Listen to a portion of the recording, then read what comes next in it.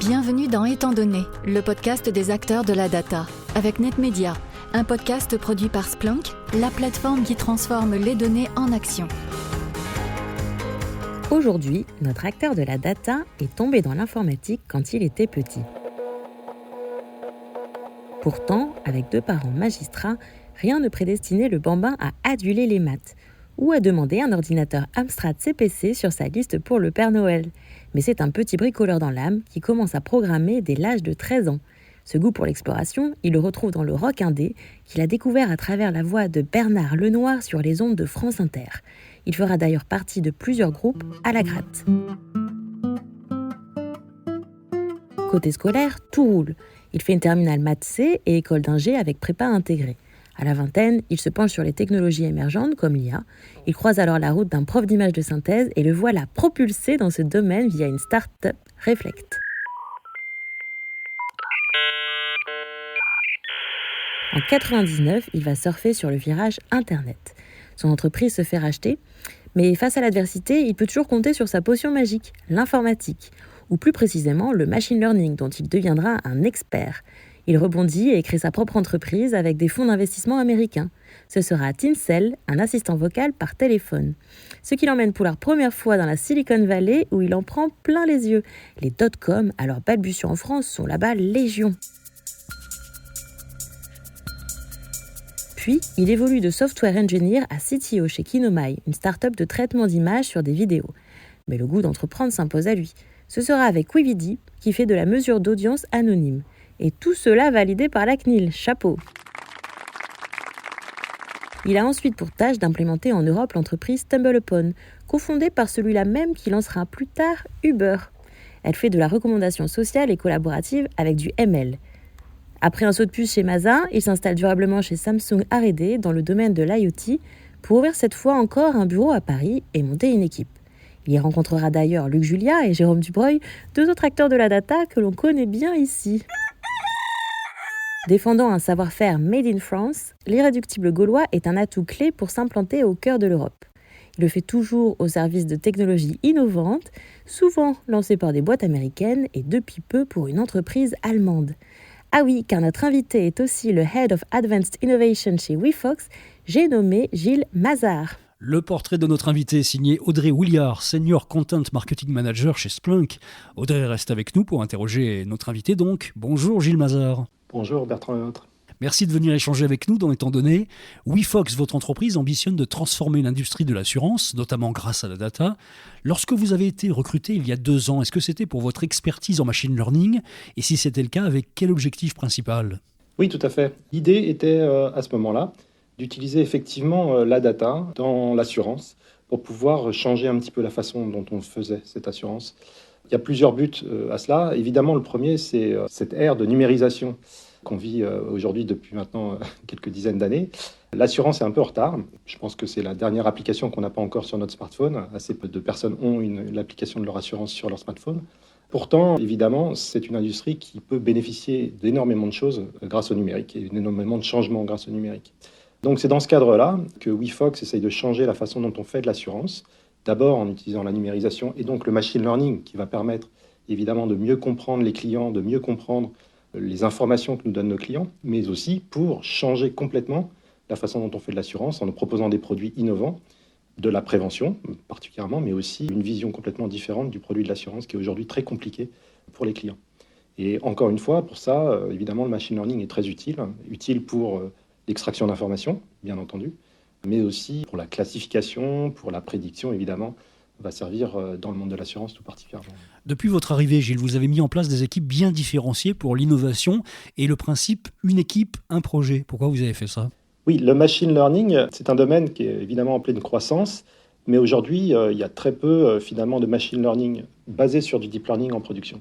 On retrouve des principes simples de machine learning proches de la statistique, que ce soit la régression linéaire, mais aussi des modèles d'arbres, par exemple, des random forests, mais finalement très très peu de deep learning en production. Ça vient du fait aussi que les gens qui travaillent sur ces sujets-là sont encore au stade particulièrement de l'expérimentation ou du proof of concept, et assez peu de la production. Donc l'idée, c'était de trouver un moyen d'accélérer le passage de l'expérimentation et du proof of concept à la production, et de viser, pour chaque projet qu'on démarre, la production et la delivery aux clients.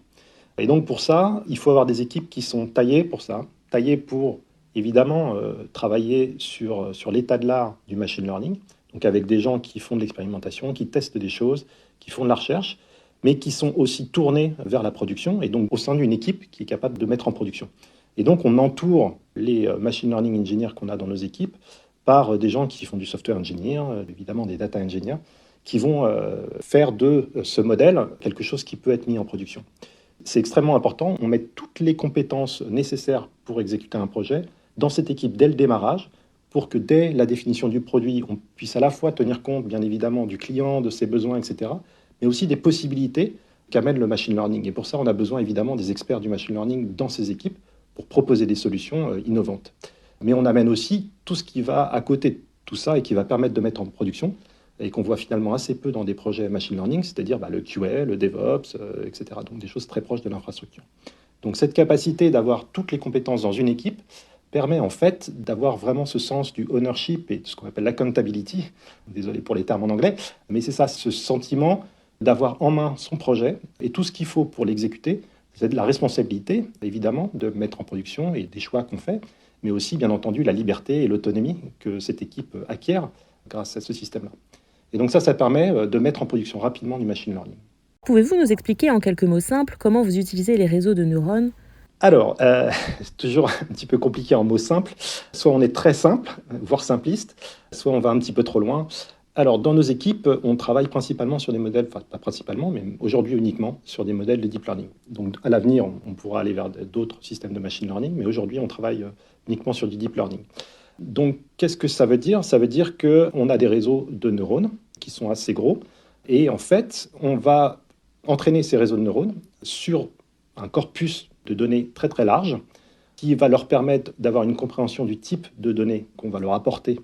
Et on va spécialiser ensuite ces réseaux sur les tâches qui sont spécialisées dans le domaine, qui est pour nous l'assurance, qui va leur permettre d'exécuter ces tâches. Ça veut dire quoi ? Ça veut dire que, par exemple, quand on travaille sur l'extraction d'informations du texte ou la compréhension du texte, on va les entraîner sur énormément de textes qui ne sont pas spécifiques à l'assurance, ce qui nous permet de trouver énormément de données. Et ensuite, une fois qu'ils sont entraînés, ils vont avoir une compréhension du langage. C'est donc ces fameux large language models dont on parle beaucoup en ce moment, à cause de ChatGPT, principalement. Et donc ces modèles, ils comprennent et ils ont compris le langage. Quand on dit comprendre, il faut bien entendre qu'ils ont statistiquement compris comment les mots étaient ordonnés et quels mots étaient proches de quel autre et quelles étaient les implications de retrouver des mots les uns à côté des autres. Et une fois qu'ils ont fait ça, on va leur faire apprendre sur des documents propres à l'assurance quelles sont les spécificités de ce langage sur l'assurance. Et ils vont être capables d'exécuter donc des tâches sur l'assurance, par exemple classifier des demandes de nos clients pour savoir si le client souhaite changer d'adresse, souhaite changer le montant de son assurance, la couverture de son assurance, etc. Qui sont là des problématiques spécifiques à notre domaine. Voilà, c'est comme ça qu'on l'utilise. À l'inverse de ce qu'on entend parfois, on peut mettre du machine learning en production. Est-ce que vous avez des exemples concrets de réalisation chez vous ? Oui, tout à fait. Alors, donc, on peut mettre tout à fait du machine learning en production. Et donc, chez nous, donc, je venais de parler d'un système de classification. C'est typiquement le genre de choses qu'on fait. On est capable de classifier les emails qui nous viennent de nos clients pour savoir quelles sont les demandes de nos clients dans ces emails. Ce qui permet ensuite de trier donc, ces emails et de permettre d'aider nos opérateurs qui, évidemment, sont en contact direct avec nos clients afin qu'ils priorisent les demandes et qu'ils traitent, on va dire, toutes les demandes du même type en même temps, ce qui permet d'aller beaucoup plus vite et surtout de répondre aussi aux demandes qui sont urgentes de nos clients. Et donc, c'est un système de classification avec un large language model qui est en production chez nous. Et ce qui est intéressant avec ces réseaux, plutôt qu'un classifieur qui serait peut-être plus classique sur la détection de mots-clés ou des choses comme ça, c'est qu'on est capable, bien évidemment, de comprendre beaucoup plus de subtilité du langage, donc des demandes qui sont formulées de manière très, très naturelle par un utilisateur, mais en plus d'être capable de traiter un problème multilangue. Et donc ça, c'est une spécificité particulière qui est extrêmement importante pour nous, puisque, vous l'avez dit, WeFox est une société basée en Allemagne, mais c'est surtout une société qui a un marché européen au départ. On souhaite évidemment s'étendre au-delà de l'Europe, mais déjà en Europe, ce qui est intéressant, c'est que pour nous, développeurs en machine learning, c'est qu'il y a plein de langues. Et qu'il faut très rapidement, dès qu'on souhaite attaquer des marchés assez grands, être capable de comprendre beaucoup de langues. Donc on a commencé avec de l'allemand, mais évidemment, notre système est capable de comprendre toutes les langues européennes. Et donc aujourd'hui, l'italien, l'espagnol, le français, évidemment l'anglais. Donc ça, c'est quelque chose qu'on a en production aujourd'hui. On a d'autres choses en production. Là, on parlait du texte, mais on a aussi le même type de modèle, donc appris sur des larges corpus, qui sont des modèles autour de l'extraction d'informations à partir d'images, pour la compréhension des dommages, par exemple, qui sont faits à des véhicules. Il y a une question qui s'impose vraiment là. Comment est-ce que vous composez avec les erreurs inhérentes au machine learning et la nécessité de nourrir les algorithmes d'une quantité énorme de données ?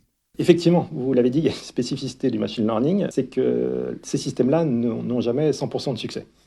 Évidemment, quand on fait du software classique, on tend à du 100% et ce sont uniquement des bugs qui vont nous empêcher de répondre correctement à chaque fois aux utilisateurs.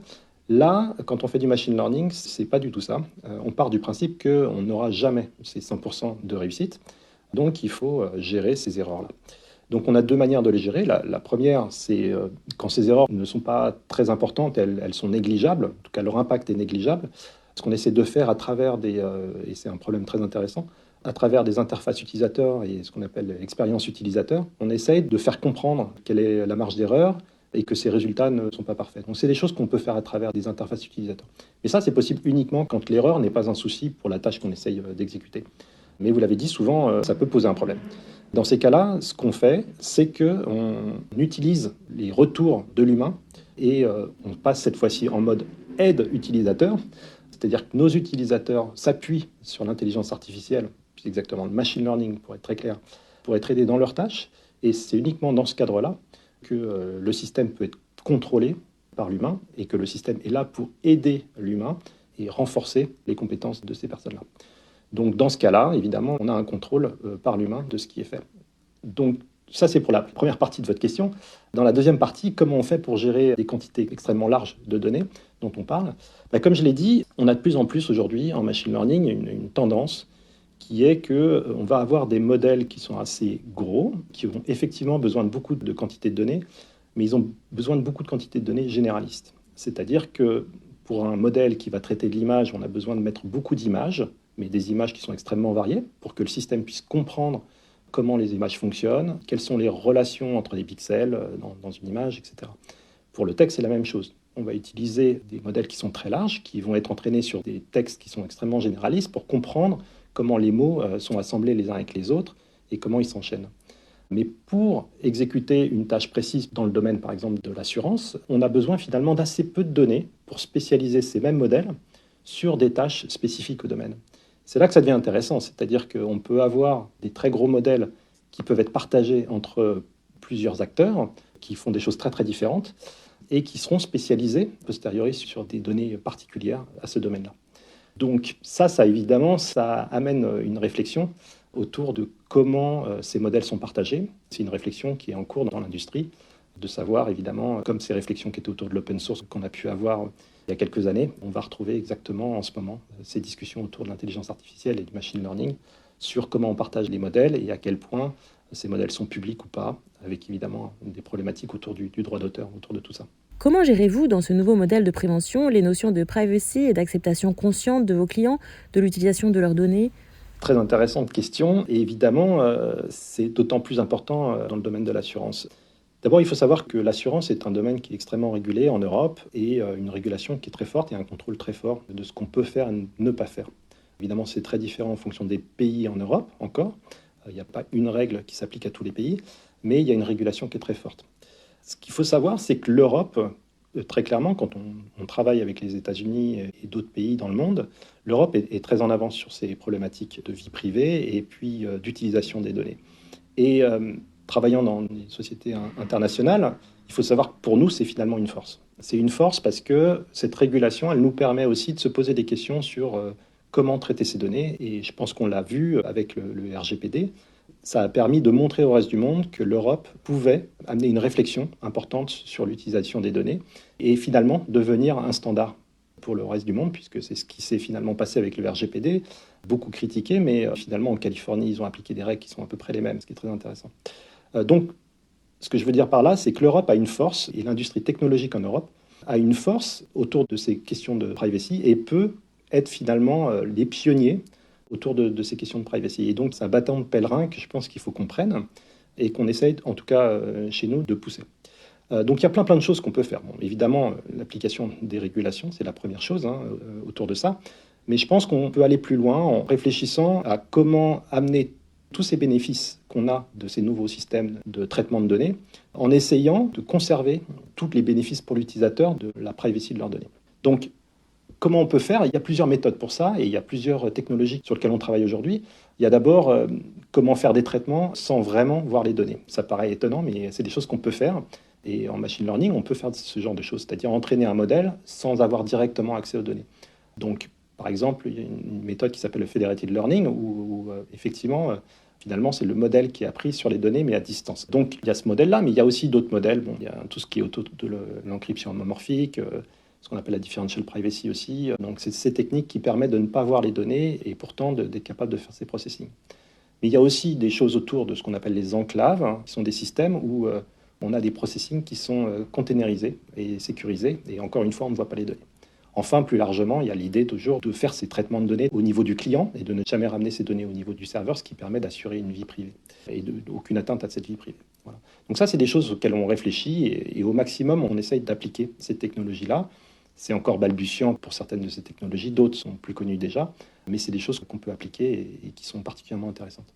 Merci beaucoup Gilles Mazard. Merci à vous. Merci d'être venu dans Étant donné, le podcast des acteurs de la data, un podcast produit par Splunk, la plateforme qui transforme les données en action. Merci à notre portraitiste, Audrey Williard, qui est toujours également derrière la production, l'écriture et l'accompagnement éditorial de ce podcast. Et puis merci à vous, bien sûr. Tous les épisodes précédents d'Étant donné, vous pouvez les retrouver sur les grandes plateformes de podcast.